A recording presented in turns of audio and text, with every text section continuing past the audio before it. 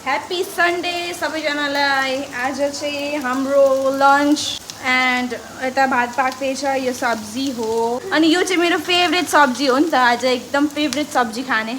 आजको दिन एकदम मस्त छ। हाम्रोको सेफ आजको अनि हेयर स्टाइलिस्ट अरे नि त, उहाँले चाहिँ भात मात्रै बनाएर आउनुभएको। अरू उहाँ दाल पनि बनाइसके। अच्छा, भात र दाल बनिसक्यो, तर अब सब्जी चाहिँ बनिँदैछ होइन। आज चाहिँ धेरै के कपडा धुन पनि थियो, नुहाउँदै गएर अनि खानावाना पाक्छ अनि खाइन्छ अनि मजा। आज सन्डे घुम्न जाइन्छ कि, आज फेस्ट छ अनि फेस्टमा जाइन्छ सबैजनाले। हामी नेपाली भएपछि नेपालीमा मात्रै गर्नु पऱ्यो नि त, नि भले जहीँ पनि बसे पनि होइन। हामी चाहिँ छौँ बडोदरा गुजरातमा, तर यसो आज धेरै टाइमको बाद चाहिँ नेपालीमा भ्लग बनाइदिउँ भनेर आएँ म चाहिँ।